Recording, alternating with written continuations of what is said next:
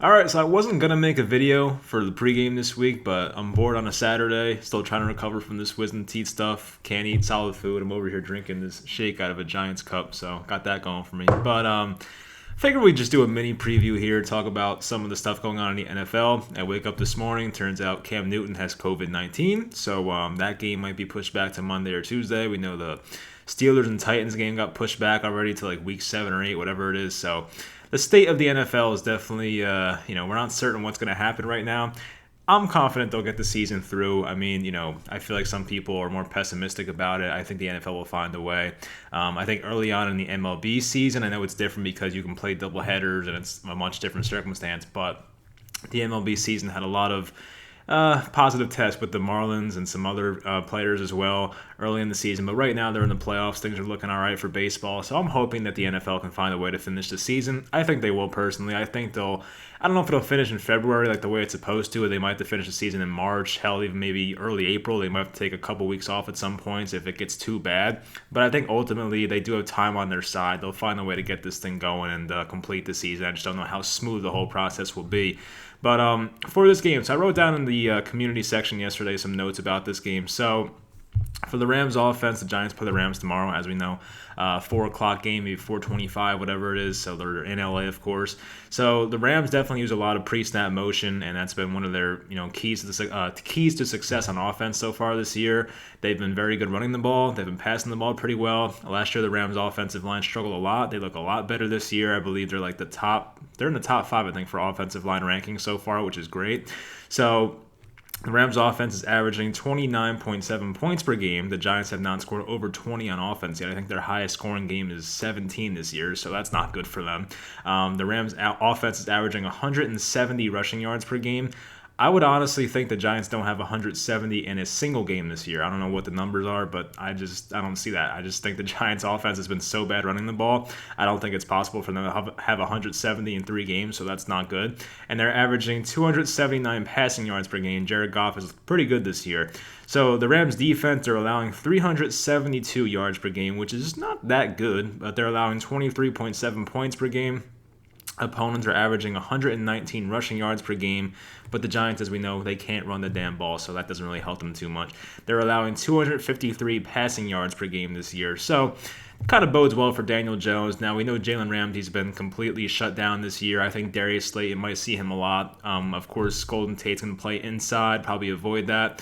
This is a spot for Evan Engram to finally have a big game. I don't know if he'll do it, but this is like the matchup where he should do it because Ramsey's that good. He's been shutting people down this year. I don't see Slayton getting involved too much or anything like that. One positive thing I saw today is that Austin Mack was called up from the practice squad today, the Ohio State receiver. I like him a lot, so hopefully he makes some sort of impact on this game, so that's good to see. So I think some of the key matchups here is the Giants' interior offensive line against Aaron Donald, who, Aaron Donald once again has been off to a great start, as he's always been. So it's going to be a tough task for Nick Gates, Kevin Zeitler, Will Hernandez as well. So all those guys have to be up for that task. The Rams wide receiver Robert Woods against James Bradbury. I don't know if he'll shadow him the whole game, but you have to watch out because they use Woods not only as a receiver but as a running back sometimes as well. Not like a running back, but they do some end arounds to him. I believe he scored in week 2 against the Eagles on an end around, so they love to run the ball with him, so they got to watch out for that. Their slot receiver Cooper Kupp against Darnay Holmes. So Cooper Kupp's been a pretty damn good slot receiver since being in the NFL. He missed some time at one point with an ACL injury, but he came back last year. It was great. Has had a pretty good start so far this year. He was really good against the Bills last week, so got to watch out for him. Darnay Holmes definitely disappointed me last week, I have to say, but I do love him. I'm not giving up yet, but he was disappointing last week. The Rams have a tight end, Tyler Higbee, who scored 3 touchdowns against the Eagles in week 2. As we know, the Giants really don't cover tight ends too well, so that's something to watch out for. The Rams' offensive line, as I mentioned, has looked great so far. The Giants' defensive line has been, I guess, mediocre. I kind of expected better because it's one of the strengths of the team when you have Dexter Lawrence, Dalvin Tomlinson, Leonard Williams. If you want to throw Austin Johnson in there, go ahead. But that should have been a strength of this team. But so far, they've been getting run on and things like that. So I'm not really too optimistic about it. So as I said, expect a quiet day for who's ever on Jalen Ramsey. I think most likely it's probably Slayton because he's the outside guy. I don't see Ramsey traveling into the slot with Tate. That would make no sense to me. So it's probably going to be taking away one of the outside receivers.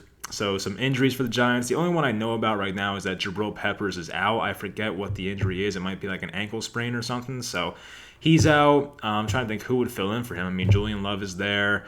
They could put Logan Ryan at safety. I don't really know how they would do it, honestly. And I think Sean Chandler might be there still. He's a guy I've always been a bit of a fan of. I kind of like Sean Chandler, so we'll see if he gets in there. But Peppers has been pretty underwhelming this year anyway, so it's not like they're missing a big piece, but he would have helped. So the line for this game I saw before was the Rams are favored by 12.5 maybe, or 12. I have it down as the Giants scoring 20 and the Rams scoring 31. I mean, some people commented that there's no way the Giants are going to score 20 points. I don't think it'll be a competitive 20 points. I think the Rams probably get out to a pretty sizable lead, and maybe the Giants get some garbage time points here. They almost scored in garbage time last week, but Slayton fumbled the ball in the 2-minute drill, so that wasn't good. But I think they could find a way to put up 20 points. I mean, Jason Garrett's offense, that's another topic of discussion right there, has not been good so far this year. They've been one of the worst teams in the league running the ball. They're not very efficient passing the ball. They don't use any type of pre-snap motion to throw people off, so it's just a very bland and obvious offense, and it has to get better. I don't know if they're trying to ease their way into this or what, but Jason Garrett has not been impressive so far. And that's kind of another topic, is that, last year I made a video towards probably like after the last game of the season, when a lot of people thought Pat Shermer was going to get fired and deserved to be fired. But I came on here and kind of made a case for why he should stay. Now, I'm not saying Pat Shermer was a good coach. I know that. But calling plays, I don't think Pat Shermer was that bad. And Pat Shermer's offense was very suitable for a guy like Daniel Jones. And Jones was pretty damn good for him last year. Now he's in a different offense with Jason Garrett. We have not seen him look anywhere near the way he did last year. Daniel Jones honestly has regressed so far. It's early. It's only 3 games, but it has not been off to a good start. So while I didn't see Pat Shermer as a good head coach, you have to realize that his offense was probably a lot more suitable for a guy like Daniel Jones. And I've brought this up many times. Pat Shermer was the guy that was infatuated by Jones the most in the draft process in 2019. So that was kind of his guy. Of course, Gettleman made the pick, but it was Pat Shermer who Daniel Jones caught his eye first. So now that he's gone, there might be a little regression coming. So I'm not really sure what to expect, but everyone was so quick to get Pat Shermer out of here.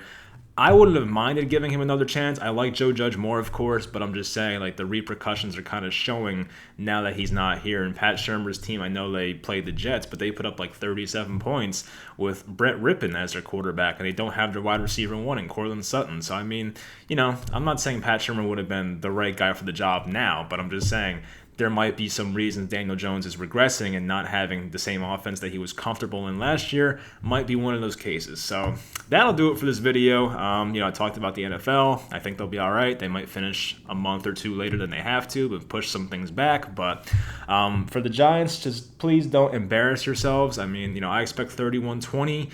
I guess I'd be all right with that. I mean, it's looking like a season where the Giants will start off 0-5. I'm kind of looking forward to that Washington game already, hoping to get the first win. But, a lot of people are talking about, and this is another thing, Trevor Lawrence. I mean, look, I don't know what to think about it. I've started to dive into some prospects. If you follow me on Twitter, I admitted that I started watching some prospects. I think try to see how many guys I've watched so far. I think I've watched maybe 5 or 6. I've watched Lawrence, Fields, Trey Lance. I've watched Russo from Miami, Jamar Chase, and Sewell from Oregon. So 6 people so far. I will admit that, Lawrence has been pretty damn impressive. I think talent-wise, he's better than Daniel Jones. But the Giants would benefit greatly if Daniel Jones turned out to be the guy. Like, I don't want to take Lawrence because it just makes no sense to take a quarterback in 2019 and then was it 2019? Yeah, 2019. And then turn around in 2021 and take Trevor Lawrence. That would kind of just set the franchise back.